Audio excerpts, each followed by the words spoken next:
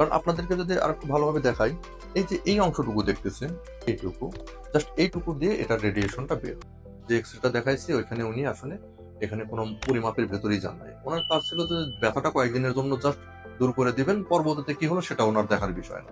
আজ বৃহস্পতিবার আপনাদেরকে কথা দিয়েছিলাম যে আজকে আমি এক্স-রে এর উপকারিতা বা অপকারী দিকগুলো নিয়ে আলোচনা করব।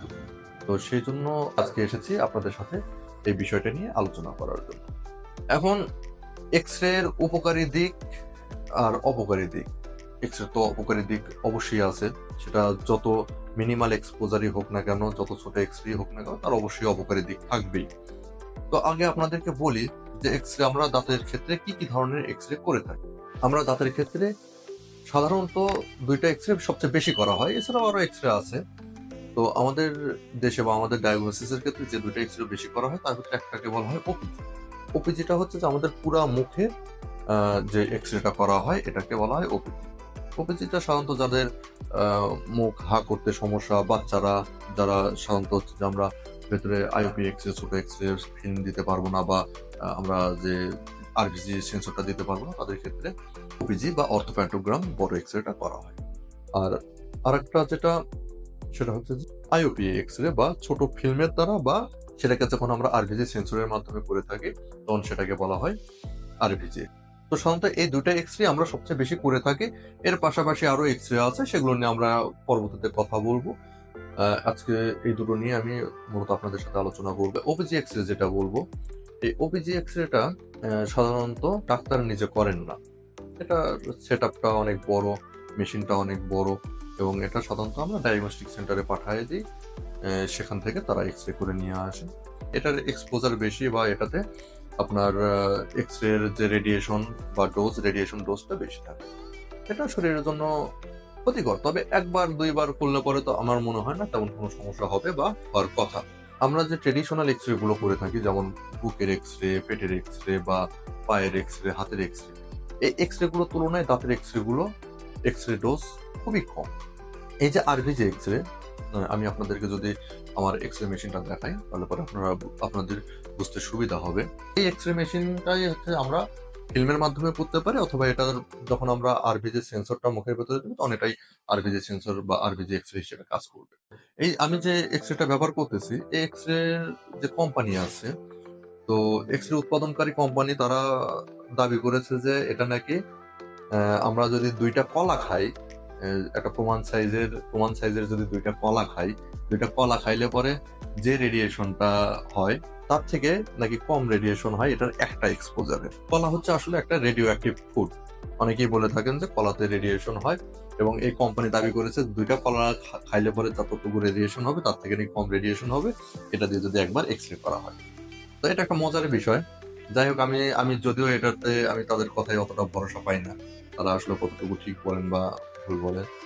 আ তবে হ্যাঁ, এটুকু বলতেই হবে যে তারা যেটাই বলুক না কেন, আ এক্স-রেটা এই এক্স-রেটার রেডিয়েশন ডোজ খুবই কম।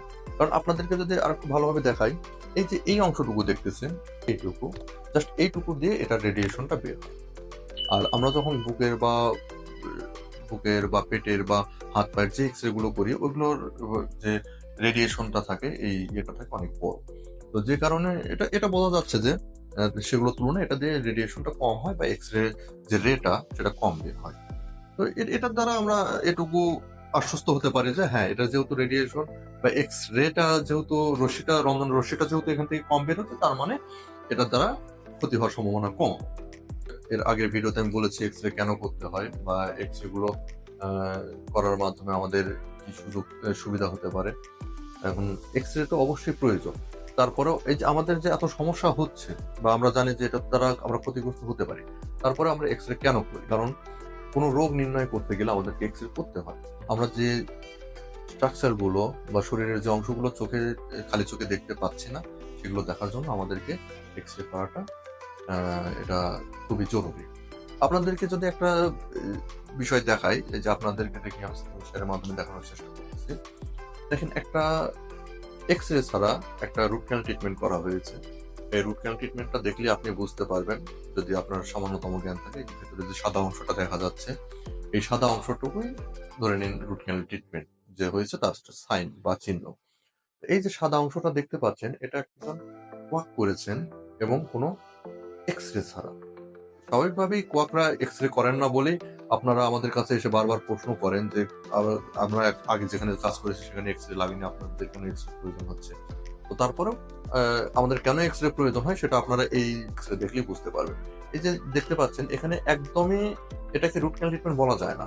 এখানে যে তিনি কি করেছেন সেটা আসলে বলা মুশকিল। কারণ রুট ক্যানাল ট্রিটমেন্ট এরকম হয় না। দেখলেন যে একটা এক্স-রে ছাড়া একজন কোয়াক কিভাবে রুট ক্যানাল ট্রিটমেন্ট করেছে। এখন আপনাকে আমি দেখাবো যে একটা এক্স-রে, একটা রুট ক্যানাল ট্রিটমেন্ট যেটা আচ্ছা আমার আমার আমার করা একটা এক্স-রে রুট ক্যানাল ট্রিটমেন্টই আপনাকে দেখাই। যে যেটা এক্স-রে করার মাধ্যমে করা হয়েছে। তো আপনি এখন সামনে যেটা দেখতে পাচ্ছেন এটা একটি রুট ক্যানাল ট্রিটমেন্ট যা আমি নিজেই করেছি এবং এটা এক্স-রে করে আপনার যে ওয়ার্কিং লেন্থ এটা নির্ণয় করে করা হয়েছে। তো আপনারা স্পষ্ট দেখতে পাচ্ছেন এইখানকার যে সাদা অংশ আর আগেরটার যে সাদা অংশ, আচ্ছা আমি পাশাপাশি দেখানোর চেষ্টা করি। এই যে আপনাদের যে এই ২ টার যে সাদা অংশ এটা কিন্তু অনেক পার্থক্য। অনেক পার্থক্য হওয়ার কারণ হচ্ছে যে অ্যা এখানে আগে যে এক্স-রেটা দেখাইছি ওইখানে উনি আসলে এখানে কোনো পরিমাপের ভেতরেই যান নাই। উনার কাজ ছিল যে ব্যথাটা কয়েকদিনের জন্য জাস্ট দূর করে দিবেন। পরবর্তীতে কি হলো সেটা উনার দেখার বিষয় না। আর আমাদের যখন কাজ করতে হয় তখন যে আমরা তো এখনকার মতো ব্যথাটা ঠিক করে দেবই, পাশাপাশি যেন ভবিষ্যতেও কখনো ব্যথাটা না হয় সেটাও আমাদেরকে অ্যা এনশিওর করতে হয়। এটা যখন আমরা নিশ্চিত হই তখনই আমরা মনে করি যে আমাদের আমাদের যে ট্রিটমেন্টটা আমরা সফল হয়েছি। তো আশা করি যে আপনারা আমার কথা বুঝতে পারছেন। এরপরে আপনারাই ডিসিশন নিবেন যে আমরা কেন আপনাদেরকে এক্স-রে করতে বলি। এটা আমাদের ভালোর জন্য না আপনাদের ভালোর জন্য, নাকি আমরা ২ টা টাকা লাভের জন্য করি, এটা আপনারাই বুঝতে পারবেন। তো আজকের মতো এ পর্যন্তই। এর পরবর্তীতে অন্য কোনো বিষয় নিয়ে অন্য কোনো ভিডিওতে আপনাদের সাথে দেখা হবে। সকলেই ভালো থাকবেন। বরাবরের মতো একটি কথাই বলব, দাঁত থাকতে দাঁতের মর্ম বুঝুন, নিয়মিত দাঁতের যত্ন নিন। বিদায়।